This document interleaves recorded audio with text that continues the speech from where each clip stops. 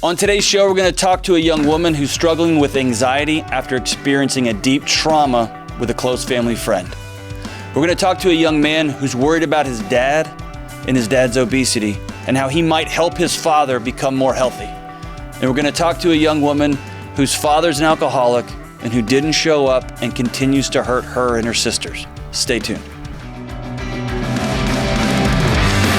Hey, what is up? I'm John, and this is the Dr. John Delony Show. We're taking your calls about your life, your relationships, your relational IQ, how you interact with other human beings, including yourself, sometimes especially yourself.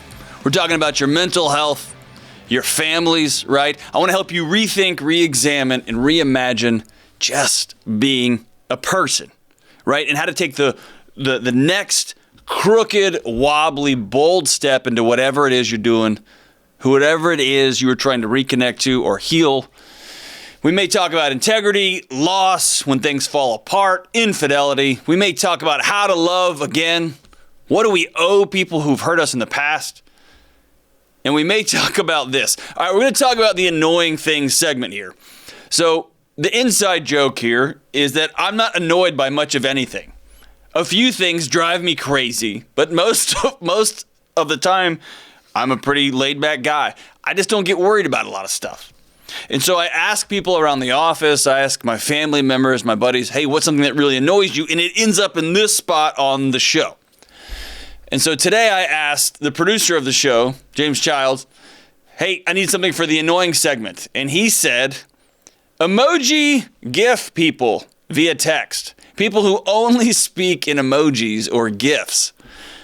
And I was like, yeah, that's awesome. Until I realized, that's me. Well played, James Childs, well played. So I like to respond. So it kind of started this way. Where are you? And you could usually tell if someone was over the age of 60 and texting because they would use the letter R and the letter U, right? Or you knew they were 11 and they just tried to, it would just say WRU, right? And then it moved to, hey, I'm going to give you a long text about my relationships and how my house caught on fire and my dad passed away. And someone would just reply K, right? Idiots. They would just reply K. And that moved to like a thumbs up or a fist bump. And evidently, Apple is heavily invested in us reclaiming hieroglyphics because now there's just a whole generation of human who just speaks in pictures, right? And then we discovered the GIFs. Every movie ever made is now a joke, and it's awesome. And that's how I communicate with everybody. And what I've learned over the last few years is that people have different relationships with movies than I do. And they think those mean different things than I mean. So here's the deal. James, well done. It's annoying when we speak in GIFs and text message emojis. I get it. Well played. And seen. Unbelievable. Making fun of me on my own show. But here's what I am going to commit to. I'm going to commit to texting less in 2021. About 4 years ago, I bought a flip phone and I was like, I'm not texting anymore, bro. I'm going old school. We're just going to be humans again. And then I realized nobody talked to me. They would send these crazy text messages and I would get it and I would be like, oh, wow. A, R, right? And it took like 8 hours to do a text, right? It was ridiculous. And then I would try to call them. And then my friends who I've known and loved for years would say, hey, why are you calling me? Why don't you just text me back, idiot?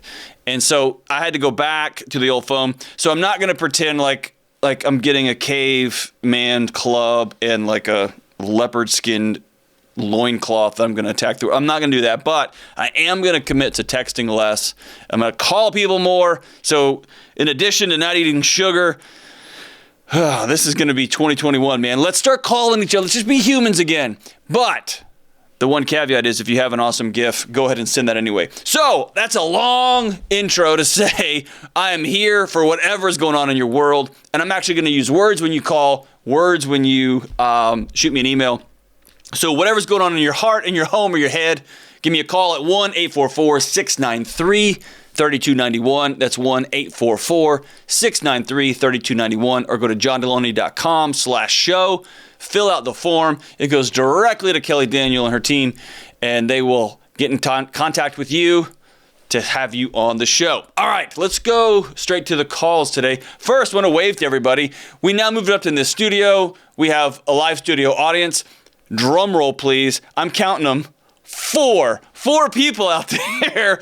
I'm telling you guys, we're raising the roof up here. My mom plus 4 new listeners. This is big. And the camera just panned on y'all. So if any of y'all are in witness protection, you're probably going to want to run. All right, let's go to Anna in Columbia, South Carolina. Anna, what is up? Hey, John, how are you? I'm so good. How are you? I'm okay. All right, let's get into it. How can I help? Okay, so about a year and a half ago, my fiance's brother drowned in the pool in the backyard. Oh my gosh. Was it in your home? It's where I live, yes. Okay. All right. I'm so sorry to hear that. So tell me about it. So ever since then, I've kind of had like this anxiety or this, I guess, PTSD with people being alone in the house. Yeah, absolutely. So anytime anybody's like by themselves, I have to if I hear a loud noise, I go check on them, try to make sure like they're not passed out or anything. Right. And it's just like lately it's just been kind of bothering me because I'm about to leave for school. So I don't know how to deal with it with me not even being at home. Yeah, so let's back out a little bit. So what happened with your fiance's brother? So he was home for the summer, and he swam every day, and we don't know what happened. It's he had epilepsy. Okay. And he took medication for it, but no one knew he was in the pool, and we weren't home. The minute we got home, we went in the backyard and found him. Okay. So I was there for that. And I did CPR on him. And yeah. So you have probably been told this, but I want to reiterate it. You experienced the deepest trauma that a person can experience outside of direct parental abuse. And I want to make sure you're honoring how hard of the thing that I want you to make sure that not only I know you're feeling it, but intellectually I want you to know that what you experience, people are not supposed to experience. They're not supposed to go through that. And that's hard. And every system in your body knows now that can happen. And you now have parts of your brain that are scanning every part of your environment to make sure that you are in control and that you make sure that nobody ever goes through that again. And especially you never go through that again. Right? Yes, sir. So how is your fiance doing? So my fiance, he's a high-functioning autistic. Okay. So he's pretty quiet about his emotions. Like, he obviously talks to me about it and stuff, and more for him, it's just that was the worst day of his life. Right. And it's hard. Yeah. Because I try to bottle mine up to help him. Yeah. And when you do that, Anna, you're drowning both of you, right? You're experiencing this again. It feels like you're trying to help him by bottling yours up, but it compounds the problem. And I'm asking this because I care about you. Being engaged or being connected to a high-functioning autistic, in many ways, have you been experiencing the grief of this alone?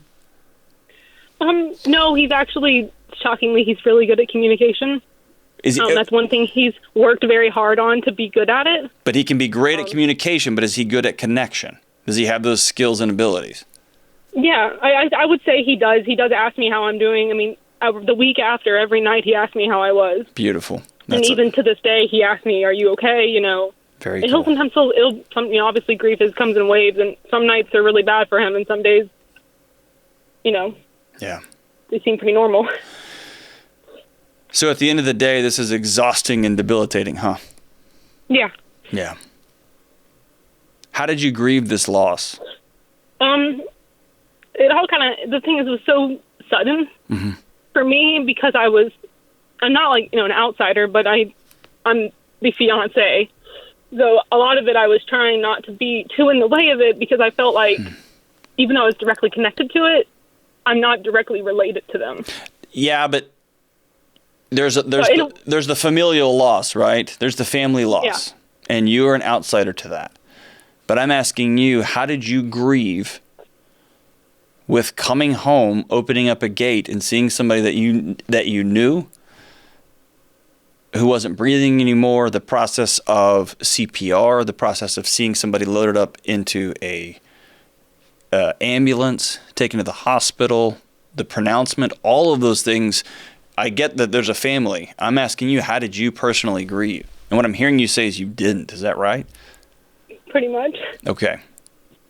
Until you process this grief, it's going to continue to haunt you. It's going to continue to hold you down. And by bottling it up, and going back to what I said earlier, you are reenacting this over and over in an effort to make sure it never, ever happens again.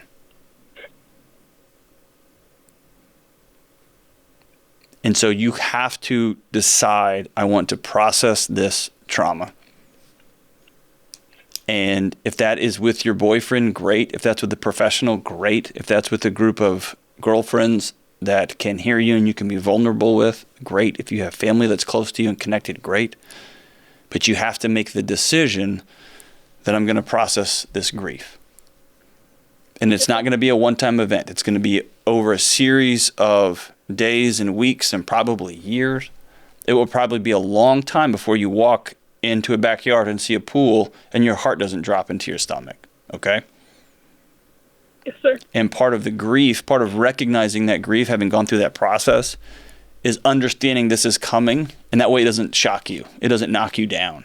It just hits your chest. You're able to take that deep breath and then reset your thoughts, right? So here's a couple of things I want you to do.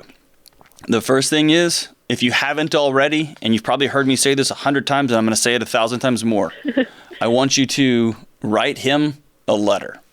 Because there's a part of me that guesses, I'm just going to take some guesses here, that you think I probably should have been there. If I had just been home, if one of us hadn't gone out, if one of us had just been there, then fill in the blank. Yeah, I guess the hardest part of that is his dad was working from home. Right. And he didn't even know. Didn't even know. It's just like, and we didn't know, and we were eating breakfast before we went outside. It just... Exactly. And so you start trying to reverse engineer what happened as a way of replaying and trying to recontrol a situation. And your brain goes on a loop, and it never hops off that loop until you stop and grieve this. Grief is the way you stop the loop and you just put a period at the end of the sentence and say, oh my good God Almighty, this happened. Mm-hmm. Right? And when you do that, there will be waves of sadness, there will be waves of relief, there will be waves of guilt, there will be all of that feeling and all that emotion that you will finally let your body cycle through. And you've got some extraordinary biological capacities to work through that stuff. And if you've got great people in your life, they're going to help. They're going to help you process this as well, right? Because people are your emergency fund for life. You cannot process trauma by yourself, right? But you'll work through this. And then, have you heard me talk about David Kessler's purple elephant yet? I think I have before. Okay, I want to do it one more time with you, and then I'm going to do it 1,000 times more, right? As long as this podcast lasts. I want you to close your eyes and picture a red horse in your driveway. Okay? Okay. You got it? Yeah. Then I want you to picture a yellow hat on that red horse. Okay. All right? And I want you to picture that red horse just looked at you right in the eyes, and he's kind of smiling weird. Okay? You got that in your head? Yeah. All right, now open your eyes. You just proved to everyone that you can control your thoughts. Okay? Here's why that's important. Mm-hmm. You're going to be walking along the sidewalk somewhere, and you're going to see somebody that looks like your fiance's brother. And your heart will sound every alarm it has. Your heart will start racing. Your stomach will get with that warm feeling, right? You'll get a headache. Your fingers will go cold. And then you have an instant moment to decide, am I going to focus on that image I have in my head of doing CPR? Or am I going to focus on that image of the hilarious swimmer that used to come in and poke fun at me and his brother? You get to decide which one of those images you meditate on. Are you going to meditate and you're going to think about and let dwell in your heart and your head the picture of him that's in your mind of him in the pool and he's not moving and you instantly know something's not right? Or are you going to say, nope, and you're going to put a picture of him in your mind when he was doing something silly, when he was being goofy, making a joke? You get to, over time, decide whether I'm gonna meditate on one or I'm going to just be run over by the other. And here's what really sucks about this. There's a part when you start to forget. There's a part when you start to not have these things in your mind, and your brain will feel like you're losing control of the situation as though you had it in the first place and you don't. And grief is that awful, terrible, beautiful process of recognizing there was going to be something and it is no more. I wanted something to look like this and it doesn't, which ultimately means I have very, very little control. Yeah. And what I promise you is, if you will surround yourself by people who care about you and that you can be vulnerable with, that you can call on days when this is just really heavy. If you'll continue to lean into it sounds like you have an awesome fiance, right? Who is working his butt off to learn some skills. So to everyone who's a high functioning autistic out there who's putting in the work, and those of you who know what I mean when I say that, you're heroes, because the work you're putting in every day is awesome. And it sounds like you've got a stud of a fiance. Yeah. And I do. The more you lean into him, and the more you sit down, write this young man who passed away a letter telling him, I'm sorry you weren't there, that I wasn't there. I'm sorry that you died alone. I'm sorry that nobody was there until too late. And I want you to know that we loved you. We still think about you. Every year we still remember the joy that you brought us. We still remember the laughter you brought us. And then we're going to figure out ways to make meaning into the future, right? Once you begin to let your body release that pain that it's holding on to, you're going to find yourself walking 100 pounds lighter. And you're going to slowly start to regain control over your physiology. And this is hard and it's not fun, but I promise it's less hard and not as bad as continuing to hang on so tight to every situation, as you mentioned, to every person who goes outside, every person who's by themselves. Where are they? Who are they? Hey, have you seen so-and-so? Yeah, it's been like 30 seconds. They just ran to the bathroom. I need to go see them. I've got to control it all, because you can't, Anna. You can't. And then some people who experience this go through, it's a colloquial term, but it's survivor's guilt, right? It's this guilt that you feel. Why them? Two of the most damning words you can ask in the English language. Why them? And not me. Right? What am I worth that? Why am I still here? Why did somebody have to pass away in that way? Why am I here? So here's some folks who might struggle with survivor's guilt. War veterans, first responders, 9/11 survivors, cancer survivors, transplant recipients, natural disasters, parents who outlived their child, any number of people who experience somebody else's trauma and they go home in one piece, they go home whole. And they just have that dark night of the soul where they ask, why me? Right? And it can result in flashbacks, anxiety, depression, obsessive thoughts, those looping thoughts I was talking about. And anxiety has this weird way of making its way through the body. So does depression. And it can turn into irritability. It can turn into anger. It can turn into outbursts, right? It can turn into headaches, problems sleeping, all of these things. But here's what survivor's guilt is. It's comparison, right? It's comparison. Why them and not me? Right? And comparison helps nothing. It solves nothing, right? It doesn't accomplish anything. It doesn't bring them back. It just seeks to slow you down as a way of beating yourself up, as a way of not being able to control tomorrow. And the reality is we don't, right? You're not helping those you lost if you're choosing to poison yourself by hanging on to guilt. And I know that sounds harsh, but the reality is at some point we make our identities by hanging on to that guilt. You got to let it go. And over time, like I said, you'll find meaning, you'll find a way to give, right? And you may need to work through trauma with a therapist. The rule for trauma therapy was always, or for trauma, when we would show up to trauma scenes, was most people most of the time don't need to go through a lot of extensive counseling. They need close relationships.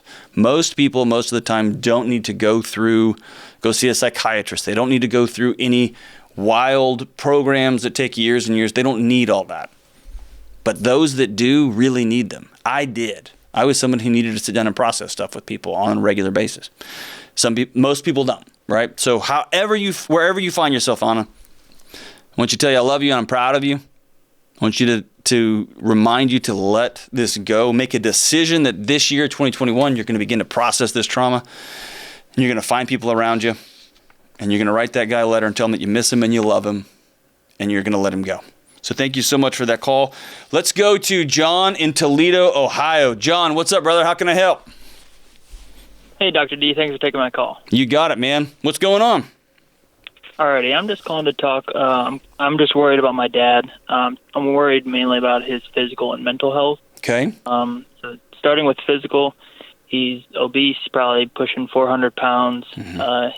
We just got told he has high blood pressure, and over the last few years, he's kept trying to go on diets, and he does well for about a month or two, mm-hmm. and then we just can't get him to follow along. So I just want to get your advice on how maybe to kind of push him along and, I don't know, inspire him or get him to follow through and lose some weight, because I'm 22 and I'm kind of worrying at this point. I really want my kids to have grandkids, to have a grandfather one day. So yeah, that's a beautiful why, man. Good for you. Well, first, I want to shout you out, dude. I appreciate you loving your old man. And to all the dads out there that are eating or drinking or lonelying or depressing or anxietying themselves into tighter and tighter circles of loneliness, I want you to know that whether they can say it or not in the right way, your sons and daughters love you and they miss you and they want you around for their kids. They want you to be a granddad. So, John, thank you for verbalizing that in a way that so many people your age just don't know how to do, right? So, I've got two quick answers for you before I just pop off and give those to you. Tell me about your dad. Where did he come from? What did his childhood look like? How he explains it, he had a really fun and exciting childhood. He had a lot of friends growing up, and now we've kind of moved around a little bit, and I guess he really doesn't have many friends. He has friends, but he doesn't go to see them. How's his marriage? Yeah. Is he still married? Oh, yeah. Him and my mom have a great marriage. So what does your mom say about his weight? She tries to push him a lot, and we all talk to him about it. And she says, yeah, I'm going to get on it. And then he does it, and he'll do great. I mean, in the past 2 or 3 months, he lost probably 30 or 40 pounds, and then it was just it just stalled out, and he's back to his old eating habits. And have you ever talked privately with him, not in a group, but just privately? Y'all are driving somewhere or you're having lunch together, and you just ask him, hey, Dad, tell me what's going on, man. Have you ever had that conversation? I know that's awkward for a 22-year-old to have with his old man, but have you ever had that conversation? It's hard, but I've been trying a lot more and more. I've had a lot more opportunity to kind of sit down with him more often, like taking long drives in the car and whatnot. So we kind of talk about that stuff a little more, but we don't really dive super into the why it's that way. Yeah. But it's just always been that way for as long as I can remember. Okay. So here's the math on this. There's a million reasons why he has allowed himself to get to be 400 pounds. It could be medical issues. It could be childhood issues. It could be relational issues that you, as his son, will never, ever know. He'll never divulge those. It could be trauma that he's hanging on to. It could be that he just loves life and he loves eating and he doesn't care, right? It could be 1,000 things. You, as an amateur investigator, it's going to end up driving a wedge in your relationship if you try to get to the root of some of those things and you spend your energy trying to figure out why. Okay? Okay. So here's the hard truth. You can't do anything to make your dad become a steward of his body to want to be around for your grandkids. There's nothing you can do. I do have one Hail Mary that I think would be an honorable thing for you to do that would give you some peace and that would give him an opportunity to hear you. And what I would recommend doing is I'm going to add a second step to something I recommend everybody do, right? I'm always telling people to write letters to somebody, but I want you to spend some time this holiday season by yourself, and I want you to write a letter to your dad, and really it's going to be a love letter. I want you to talk about how much you care about him, how much you are so thankful that he ended up, out of all the people in the world, he ended up your old man, that he's the kind of guy that you can't wait for your kids that you don't even have yet to meet him. I want it to be a love letter to your old man, one that is respectful and kind. And then here's the next step, and this is going to be hard, okay? Are you still with me? Mm-hmm. Yes, sir. I want you to read it to him out loud. Okay. I want you to do that in a private setting. I don't want you to embarrass him. Don't do it at dinner. Don't do it at a public restaurant. Don't do it in front of his wife, your mom, or the other brothers and sisters. I want you to tell him that you want to have a private conversation with him and that you love him, and you'll never fully know his full story, but you wrote him something that you want him to hear. And then when it's over, I want you to hug him as tightly as you can. And then I want you to give him that letter and tell him, I love him, I love you, and I'm glad you're my dad. And I'm always here for you. And I hope you'll always be here for us. And then this is heartbreaking, John, but that's the best you can do. Then you can love him. Nobody's ever changed a behavior in a long-term positive direction by being nagged or complained into change, right? Somebody has to look in the mirror and say, I'm worth it. And sometimes it's a different why. Sometimes it's a why for grandkids. Sometimes it's a why for the people around me. Usually, though, that sort of lifestyle change, especially, and I'm going to frame this as an addiction. Addicts don't make good long-term changes for other people. They have to decide they are worth that change. They have to. Other people can help kickstart it, man, but they've got to decide that, John. And so do something magic. And any son listening to this podcast, to this show, watching this on YouTube, any of you want to change your old man's life, you want to fill his heart up, write a letter and then read it to him. Write a letter and read it to him. It'll be the hardest thing you've ever done. It will be awkward, and it will be magic. I still remember several years ago, I met my dad in a Starbucks, and I just had to look him in the eye. I didn't write him a letter, but I told him, hey, I just need you to know you did a good job.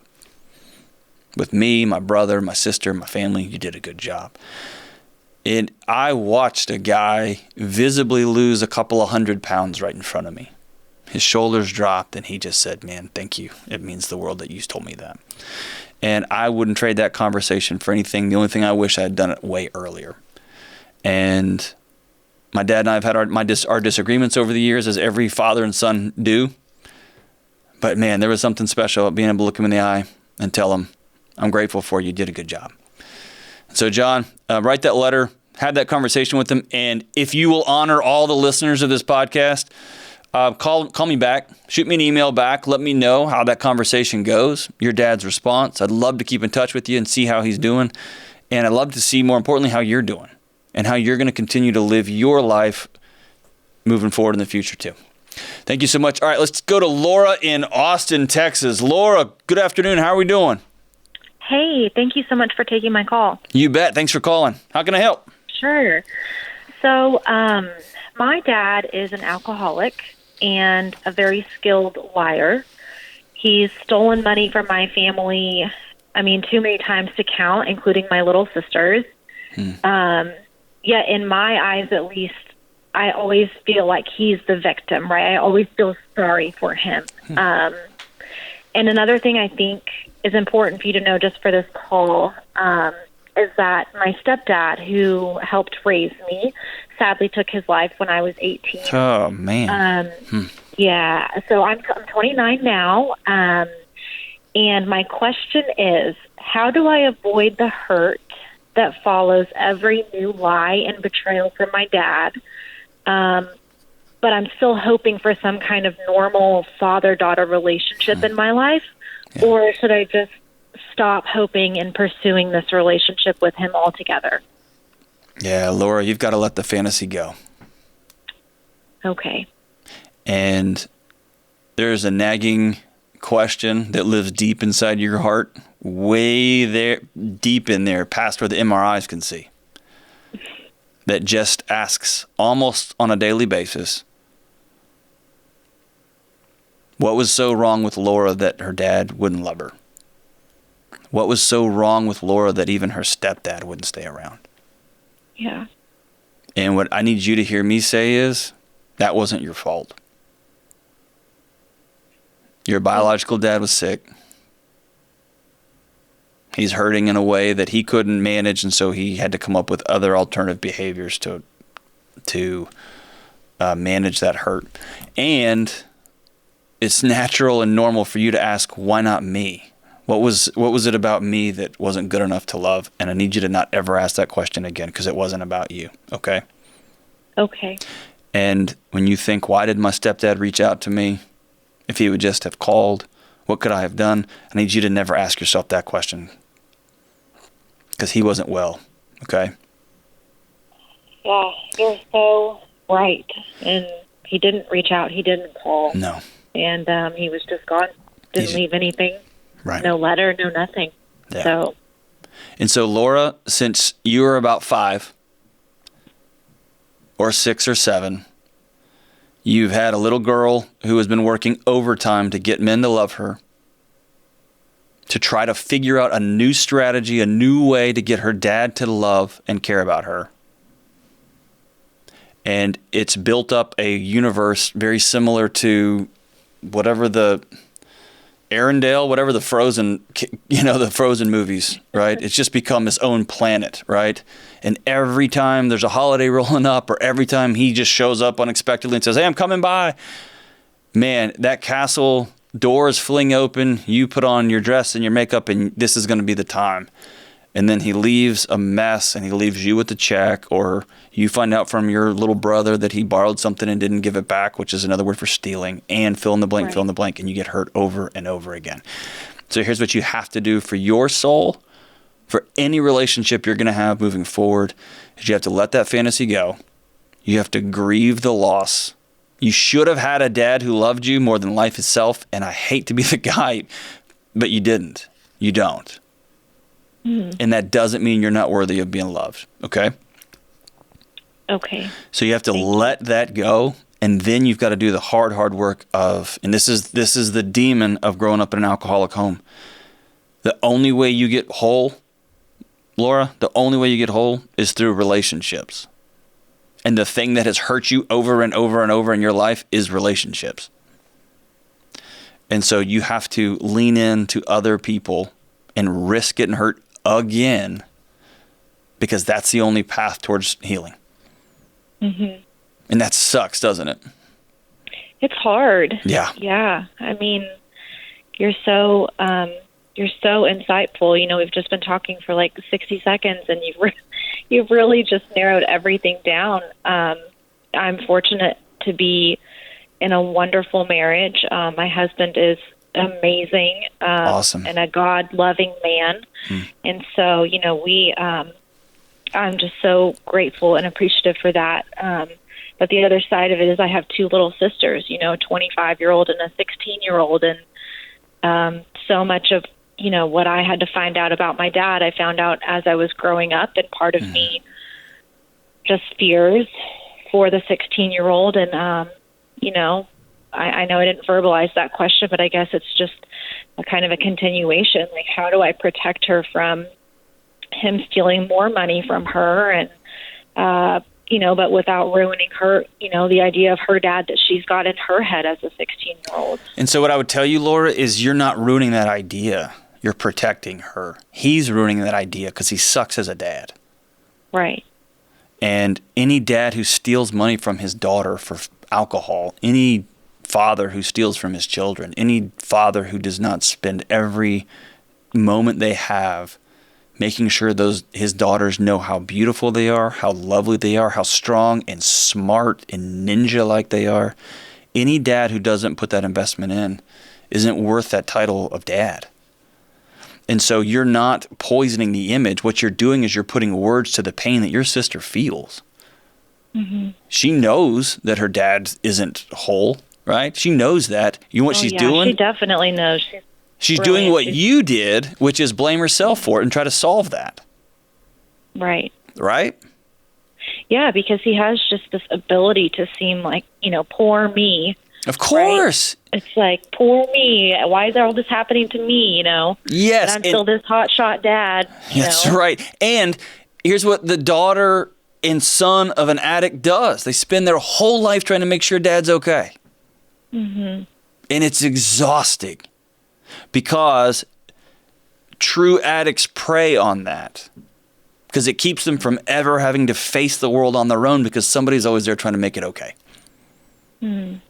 And the earlier you can turn that light switch on for your sister, not that she's not going to not love that guy. That's her dad. That's your dad, right? Right. You love him, but I'm not going to give him my heart anymore. I'm not going to give him a fantasy anymore. I'm going to draw my boundaries to protect me and my family. If he shows up for Thanksgiving, it's going to be on my terms, and he will not be drinking. We will not give him money. He will not stay at the house. And when he says, well, I just don't have a place to... Well, that stinks, right. Dad. We love you, man. We'll see you soon.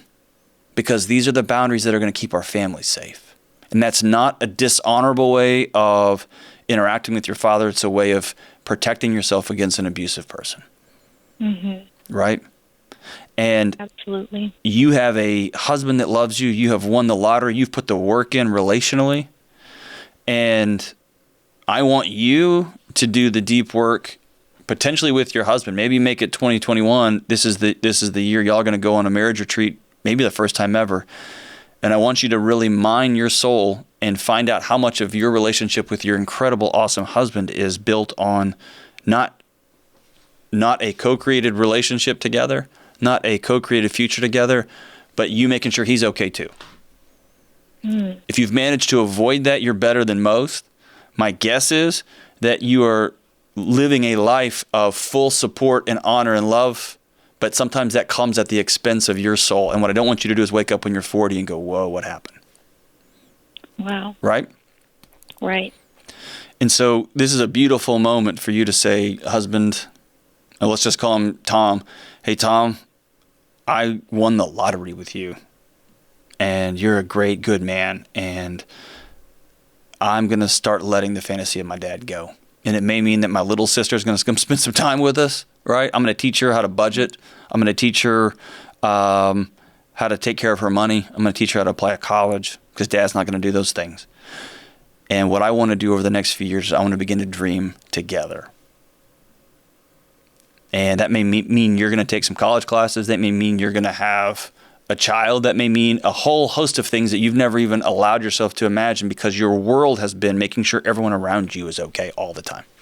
Mm-hmm. And eventually that implodes on children of addicts. And you are worth being loved and your husband's worth being loved and y'all have something magical and beautiful right now. And so if you're intentional about it way, way, way up front and you're open and you communicate honestly with one another, you may need a marriage counselor to walk, not because you're broken, but because your things are so good and you want them to be better. And so having a coach that's going to walk alongside you will be awesome. But now this is about rebuilding a new thing, not constantly picking up somebody else's Lego pieces and trying to stick them back together. Mm. Does that make sense? Wow, absolutely. And this call was really hard for me to make, but I am so grateful that I did, and thank you so much. No, thank you for calling. And you just said something important, and before I let you go, I want to honor this. It is hard to have to look in the mirror and say, I've got to let my mom go. I've got to let my dad go. I can't continue in good faith and in good conscience to do this to myself, to my marriage, to my children, to whoever, to my brother and sister, because I've got a parent who sucks. I got a parent who continues to hurt. I got a parent who's dealing with their own demons and they're expecting their children to make them okay. And that's not a child's job. So Laura, that was, I can't imagine how hard that call was. You're brave and you're strong. You're in the ninja club. Way to go, dude. And more importantly, you just set an example for millions of people whose dads didn't measure up, for whose moms had their own demons and their own fights, and are finally going to be children who say, I'm not fighting my parents' fights anymore. I'm not. I'm going to take care of my heart, my home, my spiritual walk, my family. I'm going to love and honor them, but I'm not going to let them have access to my heart anymore because they hurt me every single time. Laura, you're a rock star. Good for you. Next time you're out on the town in Austin, have some queso for me. I miss the good Mexican food here in Nashville, and it's killing me. So have some good queso. I would say on me, but I don't even have Venmo, so I don't know how I would pay you. But you pay for it, and you eat it and say, this is for Delony. So I appreciate that. All right, so as we wrap up today's show, man, one of the greatest songs ever, written by the master. I would say he invented the blues, but he didn't. But it feels good to say that, but it's not true. So you people with your cards and letters, chill out. But it's from the 1969 album Completely Well. It's a cover of a 1951 song by Roy Hawkins. The Man, with Lucille, B.B. King, singing The Thrill Is Gone, and it goes like this. The thrill is gone away. The thrill is gone, baby. The thrill has gone away. You know you done me wrong, baby, and you'll be sorry someday. The thrill is gone. It's gone away from me. The thrill is gone, baby. You getting the theme here, good folks? He's just saying it over and over. The thrill is gone away from me. Although I'll still live on, but so lonely I'll be. The thrill is gone. I'm free from your spell. Oh, I'm free, free, free now. I'm free from your spell. And now that it's all over, I love B.B. King. All I can do is wish you well. And good folks, all I'll do is wish you well. This is the Dr. John Delony Show.